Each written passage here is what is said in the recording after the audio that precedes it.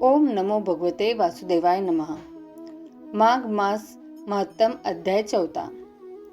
श्री वशिष्ठ जी कहने लगे कि हे राजन, अब मैं माघ के उस महात्म्य को कहता हूँ जो कार्तवीर्य के पूछने पर दत्तात्रेय ने कहा था। जिस समय साक्षात विष्णु के रूप श्री दत्तात्रेय सत्य पर्वत पर रहते थे, तब महिष्मती के राजा सहस्त्रार्जुन ने उनसे पूछा कि हे योगियों में श्रेष्ठ दत्तात्रेय जी, मैंने सब धर्म सुने, अब आप कृपा करके मुझे माघ मास का महात्म्य कहिए। तब दत्तात्रेय जी बोले, जो नारद जी ने ब्रह्मा जी से कहा था वही माघ महात्म्य मैं तुमसे कहता हूँ। इस कर्म भूमि भारत में जन्म लेकर जिसने माघ स्नान नहीं किया उसका जन्म निष्फल गया। भगवान की प्रसन्नता, पापों के नाश और स्वर्ग की प्राप्ति के लिए माघ स्नान अवश्य करना चाहिए। यदि यह पुष्ट व शुद्ध शरीर माघ स्नान के बिना ही रह जाए तो इसकी रक्षा करने से क्या लाभ। जल में बुलबुले के समान, मक्खी जैसे तुच्छ जंतु के समान यह शरीर माघ स्नान के बिना मरण समान है। विष्णु भगवान की पूजा न करने वाला ब्राह्मण बिना दक्षिणे के श्राद्ध, ब्राह्मण रहित क्षेत्र, आचार रहित कुल, ये सब नाश के बराबर है। गर्व से, धर्म का, क्रोध से, तप का, गुरुजनों की सेवा न करने से, स्त्री तथा ब्रह्मचारी, बिना जली अग्नि से हवन और बिना साक्षी के मुक्ति का नाश हो जाता है। जीविका के लिए कहने वाली कथा, अपने ही लिए बनाए हुए भोजन की क्रिया, शूद्र से भिक्षा लेकर किया हुआ यज्ञ तथा कंजूस का धन, यह सब नाश के कारण है। बिना अभ्यास और आलस्य वाली विद्या, असत्यवाणी, विरोध करने वाला राजा, जीविका के लिए तीर्थ यात्रा, जीविका के लिए व्रत, संदेह युक्त मंत्र का जप, व्यग्र चित्त होकर जप करना, वेद न जानने वाले को दान देना, संसार में नास्तिक मत ग्रहण करना, श्रद्धा बिना धार्मिक क्रिया, यह सब व्यर्थ है। और जिस तरह दरिद्र का जीना व्यर्थ है, उसी तरह माघ स्नान के बिना मनुष्य का जीना व्यर्थ है। ब्रह्मघाती, सोना चुराने वाला, मदिरा पीने वाला, गुरु पत्नीगामी और इन चारों को संगति करने वाला माघ स्नान से पवित्र होता है।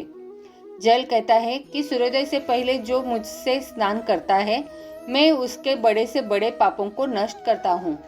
महापातक भी स्नान करने से भस्म हो जाते हैं।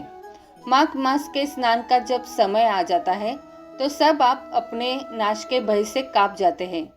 जैसे मेघों से मुक्त होकर चंद्रमा प्रकाश करता है, वैसे ही श्रेष्ठ मनुष्य माघ मास में स्नान करके प्रकाशमान होते हैं। काया, वाचा, मनसा के लिए हुए छोटे या बड़े, नए या पुराने, सभी पाप स्नान से नष्ट हो जाते हैं। आलस्य में बिना जाने जो पाप किए हो वो भी नाश को प्राप्त होते हैं। जिस तरह जन्म जन्मांतर के अभ्यास से आध्यात्मिक ज्ञान की प्राप्ति होती है, उसी तरह जन्मांतर अभ्यास से ही माघ स्नान में मनुष्य की रुचि होती है। यह अपवित्रों को पवित्र करने वाला बड़ा तप और संसार रूपी कीचड़ को धोने के पवित्र वस्तु है। हे राजन, जो मनोवांछित फल देने वाला माघ स्नान नहीं करते, वह सूर्य चंद्र के समान भोगों को कैसे भोग सकते हैं। तो बोलो प्रेम से राधे राधे। ओम गणेश। श्री भगवत महापुराण, पहला अध्याय। श्री सूजी से शौनकादि ऋषियों का प्रश्न, जिससे इस जगत की सृष्टि, स्थिति और प्रलय होते हैं, क्योंकि वह सभी सद्रूप पदार्थों में अनुगत है और अक्षत पदार्थों से पृथक है। जड़ नहीं चेतन है, परतंत्र नहीं स्वयं प्रकाश है। जो ब्रह्मा अथवा हिरण्यगर्भ नहीं प्रत्युत, उन्हें अपने संकल्प से ही जिसने उस वेद ज्ञान का दान किया है, जिसके संबंध में बड़े बड़े विद्वान भी मोहित हो जाते हैं। जैसे तेजोमय सूर्य रश्मि में जल का, जल में स्थल का और स्थल में जल का भ्रम होता है, वैसे ही जिसमें यह त्रिगुणीमय जागृत, स्वप्न, सुपुष्टि, सुसृष्टि मिथ्या होने पर भी अनिष्टान सत्ता से सत्यवत प्रतीत हो रही है, उस अपनी स्वयं प्रकाश ज्योति से सर्वदा और सर्वथा माया और मायाकार से पूर्णता मुक्त रहने वाले परम सत्य रूप परमात्मा का हम ध्यान करते हैं। महामुनि व्यास देव के द्वारा निर्मित इस श्री भगवत महापुराण में मोक्ष पर्यंत फल की कामना से रहित परम धर्म का निरूपण हुआ है। इसमें शुद्धातन करण सत्पुरुषों के जानने योग्य उस वास्तविक वस्तु परमात्मा का निरूपण हुआ है, जो तीनों तापों का जड़ से नाश करने वाली और परम कल्याण देने वाली है। अब और किसी साधन या शास्त्र से क्या प्रयोजन? जिस समय भी सुकृति पुरुष इसके श्रवण की इच्छा करते हैं, ईश्वर उसी समय अवलंब उनके हृदय में आकर बंदी बन जाता है। रस के मर्मज्ञ भक्तजन यह श्री भगवत वेद रूप कल्पवृक्ष का पका हुआ फल है। श्री सुखदेव रूप तोते के मुख का संबंध हो जाने से यह परमदानी सुधा से परिपूर्ण हो गया है। इस फल में छिलका, गुठली आदि त्याज्य अंश तनिक भी नहीं है। यह मूर्तिमान रस है। जब तक शरीर में चेतना रहे तब तक इस दिव्य भगवत रस का निरंतर बार बार पान करते रहो। यह पृथ्वी पर ही सुलभ है। कथा प्रारंभ। एक बार भगवान विष्णु एवं देवताओं के परम पुण्य क्षेत्र नैमिषारण्य में शौनकादि ऋषियों ने भगवत प्राप्ति की इच्छा से सहस्त्र वर्षों में पूरे होने वाले एक महान यज्ञ का अनुष्ठान किया। एक दिन उन लोगों ने प्रातःकाल अग्निहोत्र आदि नित्य कृत्यों से निवृत्त होकर सूर्य का पूजन किया और उन्हें ऊंचे आसमान पर बैठाकर बड़े आदर से यह प्रश्न किया। ऋषियों ने कहा, सूर्य, आप निष्पाप है। आपने समस्त इतिहास, पुराण और धर्मशास्त्रों का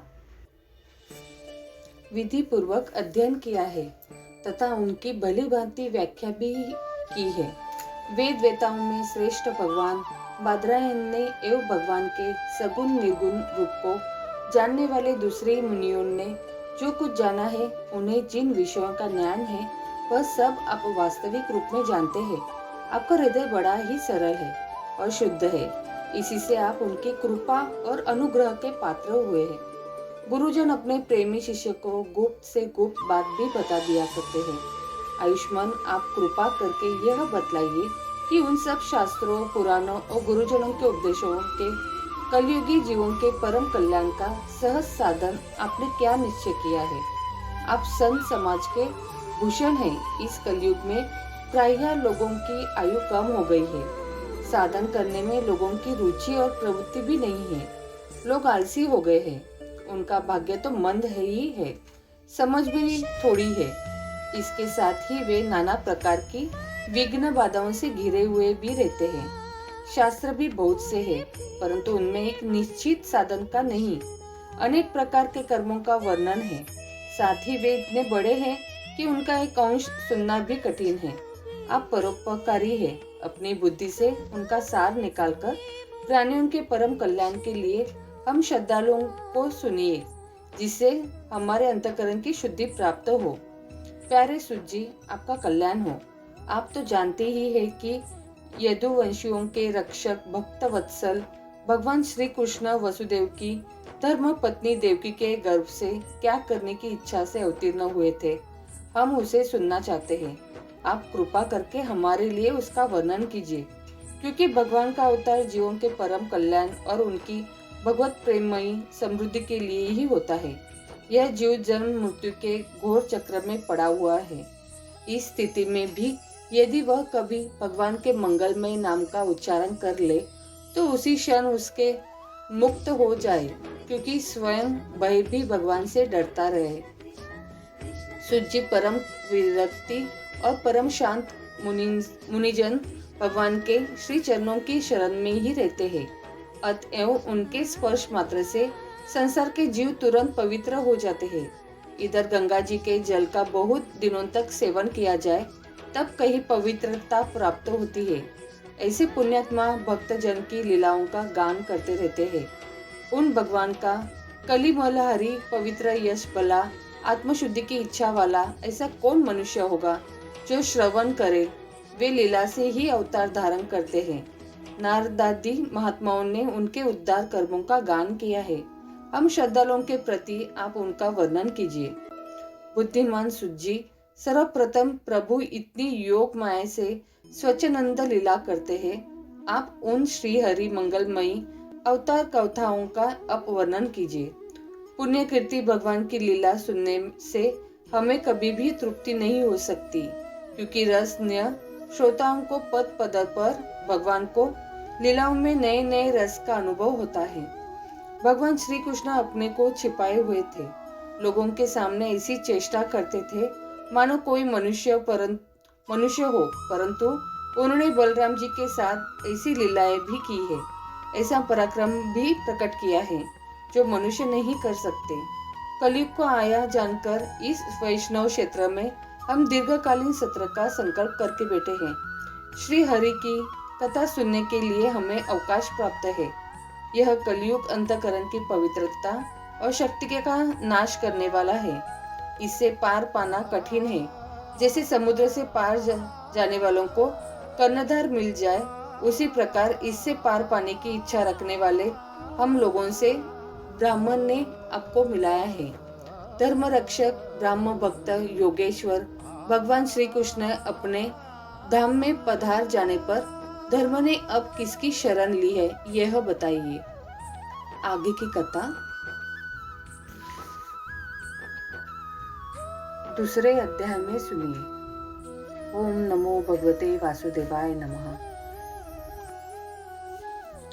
श्री गणेशाय नमः। तीसरी कथा। किसी नगर में एक कुमार रहता था। एक बार जब उसने बर्तन बनाकर आवा लगाया तो आवा नहीं पका। परेशान होकर वह राजा के पास गया और बोला कि महाराज, न जाने क्या कारण है कि आवा पक ही नहीं रहा है। राजा ने राज पंडित को बुलाकर कारण पूछा। राज पंडित ने कहा, हर बार आवा लगाते समय एक बच्ची की बलि देने से आवा पक जाएगा। राजा का आदेश हो गया। बलि आरंभ हुई। जिस परिवार की बारी होती वह अपने बच्चों में से एक बच्चा बलि के लिए भेज देता। इस तरह कुछ दिन बाद एक बुढ़िया के लड़के की बारी आई। बुढ़िया के एक ही बेटा था तथा उसके जीवन का सहारा था, पर राजा के आज्ञा अनुसार कुछ नहीं दिखाई देती। दुखी बुढ़िया सोचने लगी, मेरा एक ही बेटा है, वह भी संकट के दिन मुझे से जुदा हो जाएगा। तभी उसको एक उपाय सूझा। उसने लड़के को संकट की सुपारी तथा धूप का बीड़ा देकर कहा, भगवान का नाम लेकर आवा में बैठ जाना, संकट माता तेरी रक्षा करेगी। संकट के दिन बाला आवों में बैठा दिया गया और बुढ़िया संकट माता के सामने बैठकर पूजा प्रार्थना करने लगी। पहले तो आवा पकने में कई दिन लग जाते थे, पर इस बार संकट माता की कृपा से एक ही रात में आवा पक गया। सवेरे कुमार ने देखा तो हैरान रह गया। आवा पक गया था और बुढ़िया बेटा जीवित और सुरक्षित था। संकट माता की कृपा से नगर के अन्य बालक भी जी उठे। यह देख नगरवासियों ने माता संकट की महिमा स्वीकार कर ली।